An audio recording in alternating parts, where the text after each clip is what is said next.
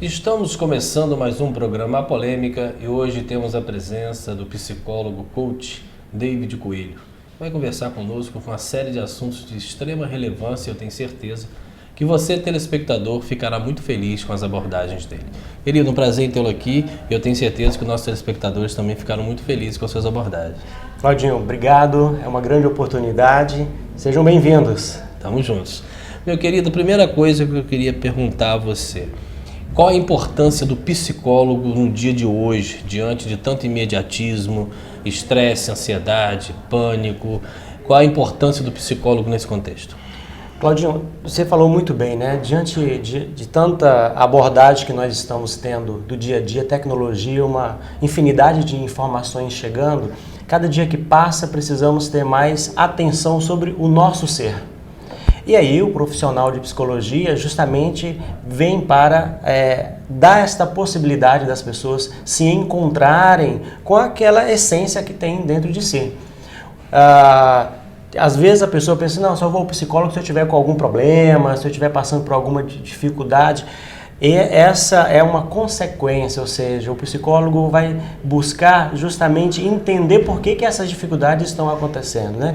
Então, no dia de hoje, onde temos uma série de problematizações acontecendo, é necessário constantemente nós nos encontrarmos e a partir desses encontros interiores nós darmos a possibilidade de avançarmos nos nossos projetos, para que a gente possa ter uma vida na plenitude em todas as áreas que a gente merece. A ida ao psicólogo ainda carrega com ela uma pecha de discriminação, uma peça de vergonha, a pessoa ainda lida mal na sociedade por estar num psicólogo? Esse é um grande desafio que nós da área da psicologia buscamos fazer com que as pessoas avancem, né? Tido que quem vai ao psicólogo é que está louco, quem vai ao psicólogo é quem está com dificuldades. Então, é a questão do se assumir, né? O senso comum diz constantemente que a gente precisa dar satisfação ao outro, a gente está olhando para que o outro nos dê as nossas respostas, né? E aí nós vamos nos distanciando de nós mesmos. E aí é necessário que um momento, um stop, para que essa máscara, né, mude completamente, que é a essência. Quando eu me encontro, quando eu sei quem eu sou, como eu estou vivendo, eu consigo alcançar o que eu tanto quero. Então, quando a gente consegue tirar esse processo de dificuldade, é onde eu consigo me abrir plenamente às realizações. E assim faz todo sentido. Agora, você como psicólogo, acho que tem uma propriedade maior para responder essa pergunta. Hoje, as pessoas vivem ou sobrevivem? Claro, que pergunta, que pergunta. E essa pergunta, recentemente, um cliente também me fez. David, eu estou vivendo, não é? Eu estou sobrevivendo. E aí eu fui devolver a pergunta para ele, e aí ele conseguiu identificar que na sua vida ele está sobrevivendo. Porque ele está vivendo uma escassez. Escassez no seu relacionamento, escassez na relação com os filhos, escassez financeira. E olha que eu estou falando de escassez, eu estou falando assim, não é falta de dinheiro e não é falta de estar com os filhos. É a escassez do sentimento de não estar vivendo a plenitude, né? De estar ganhando, mas não estar conseguindo usufruir do dinheiro. De estar vendo os filhos, mas não está conseguindo abraçar os filhos porque não tem tempo ou porque simplesmente não tem a disposição e o vigor para fazer isso. Então, hoje, muitos de nós estamos sobrevivendo diante das oportunidades que nós estamos tendo. E, na verdade, não é para isso que nós nascemos. Nós nascemos para viver uma plenitude em todas as nossas áreas. E o que é viver na plenitude? É poder se sentir pleno, estar plenamente vivenciando cada espaço, porque é diferente a questão entre momentos e existência. A existência é o beijo do seu filho, é o beijo da sua filha, é o concreto, né? É o concreto. Isso faz parte da nossa existência. O momento, eu fui ali, fiz alguma coisa, eu fiz uma outra coisa diferente. Porque a existência você não compra, a existência simplesmente existe. E aí é muito importante, diante da sua pergunta, nós identificarmos o que tem sido vida de momentos que eu tenho. De momentos para ir num restaurante, de momentos para tomar uma cerveja, de momentos para ir numa festa. E quais são os momentos que eu estou tendo de essência, né? Ao lado da minha família, ao lado das pessoas com quem eu trabalho, ao lado das pessoas que fazem sentido para mim. Então, esse é um ponto muito importante que eu costumo identificar. Viva a sua existência, porque os momentos eles passam e a existência permanece. David, muitas pessoas dizem, me sinto muito bem quando estou sozinho. Nós sabemos que hoje nós vivemos em sociedade e quase tudo que nós fazemos a gente tem que ter a interação. E ela é saudável, ela é salutar, ela cura, não é? Mas a pessoa, o indivíduo que opta por uma vida, vamos dizer, quase que totalmente individualista, ela tem condições de ser feliz também? Claudinho, se ela tiver condições de viver sozinha e ser feliz, esse é uma grande descoberta da humanidade. Da humanidade, porque nós não nascemos para vivermos sozinhos, né? E as pessoas que vivem sozinhas, elas estão no nosso meio. Sim. Né? Elas estão no nosso meio porque é um vazio interior. E aí esse é o grande desafio. Às vezes pessoas que estão do nosso lado estão passando por momentos muito difíceis de vazio e a gente não consegue identificar. Motivo pelo qual nós temos no Brasil hoje um grau de suicídios muito grande. Então, nós não nascemos para ficar sozinhos, nós não nascemos para viver sozinhos. Nós até podemos ter os nossos momentos sozinhos, de reflexão, de paz interior, buscar esses momentos de estar aqui.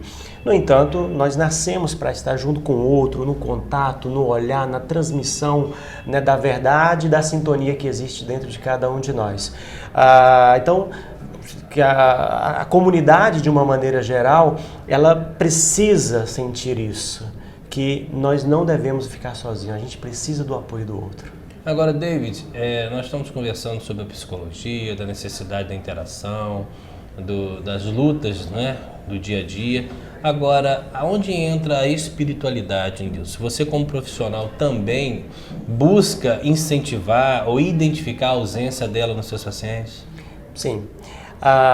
Eu costumo dizer assim, que todos nós, independente de credo, independente de fé, temos que ter uma vida espiritual em desenvolvimento, né? Qual o nome que você vai dar para isso é de cada um, né? Deus, energia... Qual que você dá para a sua vida? Né? Eu dou para Deus, né? Eu sou cristão. Então eu acredito em Deus. E quando eu estou falando de Deus, eu estou falando da essência da espiritualidade, né? Porque isso está numa camada superior. Na psicologia e no coaching integral sistêmico, que é a metodologia que eu trabalho, diz que a última camada que existe é a espiritualidade, se eu fosse pensar em camadas, né? Espiritualidade, ou seja, aquela que está sobre todas as outras. E uma vez que eu estou plenamente em sintonia com a minha espiritualidade, todas as outras camadas da minha vida, elas vão sendo impactadas, elas vão sendo transformadas. O que isso significa? Isso significa que se eu estou tendo um problema de comportamento, se eu estou tendo um problema de identidade, se eu estou tendo uma dificuldade, se a minha vida espiritual estiver caminhando, eu estiver em plena sintonia com Deus, com certeza, sem sombra de dúvida, todas as outras serão impactadas positivamente, porque esta é uma reação em cadeia. David, vamos falar um pouco agora também de filhos, né? Eu vejo você com uma felicidade, eu também sou pai de 2 filhos, mas nós sabemos que a criação hoje não é uma criação igual a de 10, 12 anos atrás. O fluxo de informações, o fluxo de questionamentos são muito grandes. Mas o ponto principal da pergunta está sendo válido ser amigo dos filhos, ou na verdade a gente precisa voltar a mostrar para os filhos que há uma relação, mas não é amizade, quem manda são os pais? Claudinho, eu também costumo curtir, né, e ver o seu dia a dia com os seus filhos, e eu sou pai de 2 meninos, né? E eu descobri, diante de toda a história, né, sobretudo a história do meu filho mais velho, Sávio, que tem 7 anos. Ou seja, nesses 7 anos eu estou aprendendo o que é ser amigo. Eu costumo dizer para ele que ele é o meu melhor amigo, porque ele me questiona, ele me abraça, ele me beija. Então, hoje, a autoridade de um pai sobre um filho é fundamental para ensiná-lo a mostrar os caminhos, porque a autoridade não é autoritarismo. Então, a busca e fazer com que os seus filhos sintam que você é o amigo verdadeiro, onde ele possa te procurar, onde ele possa falar dos seus sentimentos, onde ele possa falar dos seus objetivos, é o que vai fortalecer essa relação para o resto da vida. Então, a amizade com o filho não exclui a autoridade que o pai tem na hora de corrigir com amor, na hora de orientar com amor, porque isso faz parte do ser pai. Né? E toda criança, todo jovem, ele precisa desse momento, desse pai presente e dessa mãe presente que saiba dizer sim, saiba dizer não, saiba orientar nesse sentido. E aí, quando você percebe que o seu filho é seu amigo, ele se abre muito mais a isso, porque ele sabe que você quer o bem, ele sabe que você está fazendo tudo para que ele seja uma pessoa feliz. Então, eu diria para você o seguinte, que se eu fosse colocar, né, nas minhas linhas de agradecimentos do meu próximo livro, eu diria assim, ser amigo dos filhos, esta é uma essência. Os filhos são herança de Deus, não restam dúvida com relação a isso. Mas nós precisamos também entender que hoje, com a saída principalmente da mulher para o mercado de trabalho, porque o homem sempre saiu, mas a mulher adquiriu uma série de direitos, uma série de vantagens, uma série de avanços importantíssimos enquanto mulher, enquanto sexo, enquanto trabalho, e faz com que muitos dos nossos filhos, e aí a responsabilidade tanto do pai como da mãe, fiquem também aos cuidados de terceiros. E esses cuidados de terceiros, eu às vezes recebo algumas reclamações como advogado de família, faz com que essas crianças criem um terceiro perfil, vamos dizer assim, muito acostumados com a linha de raciocínio, de modos, de costume daquela terceira pessoa. Isso é bom ou é ruim? Claudinho, eu digo para você que a colaboração dos pares que vão ajudando, né, nós pais e as mães que trabalham fora, vai ficando ali também aquilo, né, que aquela pessoa está passando para os nossos filhos. Né? O que eu costumo dizer é que o fundamental é ter presença e presença significativa.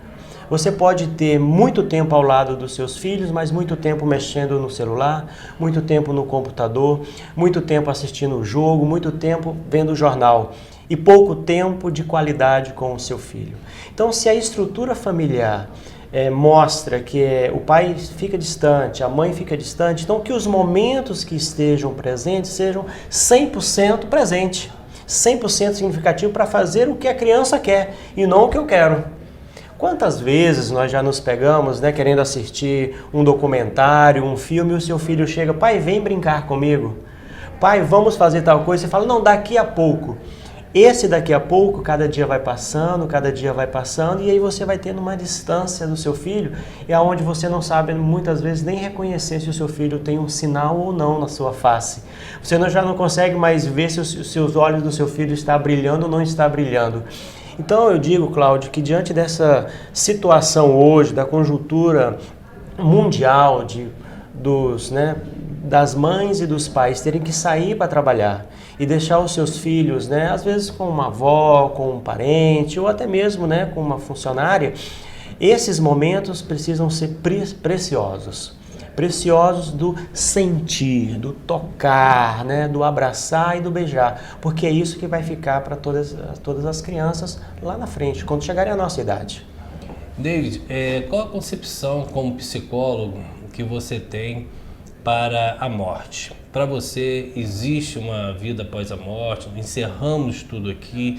Qual a leitura que você faz disso, que é um dos grandes mistérios da humanidade, né? Eu digo para você, Cláudio, se passar por esse mundo só por passar e não tiver mais nada, seria muito sem graça ter nascido, né? Eu acredito que existe algo depois, né? Eu acredito que existe um espaço, um local vivo de plenitude, né? E aí eu trago para a minha denominação religiosa, né? Eu acredito na presença de Deus e que Deus está nos esperando e que lá a gente vai viver uma plenitude mesmo. No entanto, essa plenitude não está só lá. essa plenitude estar aqui. Dá para fazer aqui muita coisa. Dá para fazer muita coisa aqui. Dá para você estar vivo plenamente aqui. É só nós percebemos a história da humanidade, ou seja, os grandes homens, aqueles que mudaram o mundo, eles viveram a sua vida plena aqui. E não viveram num mar de rosas. Eles viveram com dificuldades, viveram colocando as suas opiniões, viveram sentindo muitas vezes na própria carne, né, a dificuldade do seu credo, a dificuldade da própria vida. Então, a morte ela é simplesmente uma passagem. Isso eu estou convencido disso, eu acredito nisso. Eu falo muito com os meus clientes, os meus pacientes, que às vezes chegam com essa preocupação, que a vida não está tendo sentido, que parece que a família está se perdendo, que o trabalho não está tendo o gosto que deveria ter. Eu costumo dizer assim, para um pouquinho, respira. Respira e sente a sua respiração. Ao sentir a respiração, Cláudio, a gente já percebe uma grande mudança, porque a gente oxigena. A necessidade de contemplar a si mesmo, né? A necessidade de contemplar a si mesmo. Porque, Cláudio, nós estamos trabalhando. Você sabia que às vezes eu estou no gabinete lá e o gabinete fechado, você não sabe se está chovendo, se está fazendo sol, né? Tem uma hora que eu largo tudo disso, vou na Praça do Liceu, dou uma volta ali a pé. E isso faz com que você, entendeu? Se lembre de você mesmo, porque às vezes você esquece de você, né? Justamente, porque a gente automático, é automático, a gente está nesse processo de trabalhar, cuidar da família, querer dar o melhor, tudo muito nobre. Mas tudo isso passa, Cláudio. E eu quero ter a oportunidade, né, de falar com você algo que está completando agora recentemente 5 anos. Né? Um acidente que eu sofri de carro e com isso me vitimou, fiquei alguns dias internados e aí eu tive a amputação do meu braço esquerdo. Total? Né? Total, no terço médio. Né? Então, por que eu falo isso? Eu quero te agradecer a oportunidade de estar partilhando com os seus telespectadores, porque a vida é maravilhosa. É muito bom viver. Como foi a reação de saber disso? A reação, assim, foi um processo, né, bastante vivenciado, né? Ou seja, durante todo o tempo eu tive a presença da minha família e durante todo o tempo eu tive pessoas, vamos dizer assim, que cuidaram da minha espiritualidade. Então, com isso, a minha reação foi, eu estou vivo, vou continuar vivendo e vou viver da melhor maneira possível. E graças a Deus tirou muito aprendizado disso, muito, né? Muito. Isso faz parte hoje de toda a minha vida, tanto para meus atendimentos como também para... Você considera o que você passou o seu deserto? Considero. Eu considero que foi um deserto do qual me chamou para viver uma vida em plenitude. Então, eu tenho certeza e tenho convicção que isso não foi desejo de Deus, que isso não foi... então, eu não tenho nenhum tipo dentro do meu coração de rancor disso, né? Pelo contrário, eu só tenho aprendizado e agradecer, porque hoje eu estou aqui com você e quando eu sair daqui eu vou poder chegar em casa e abraçar os meus 2 filhos e dar um beijo na minha esposa. Beleza, estamos aqui com David Coelho, vamos ao intervalo e já voltamos.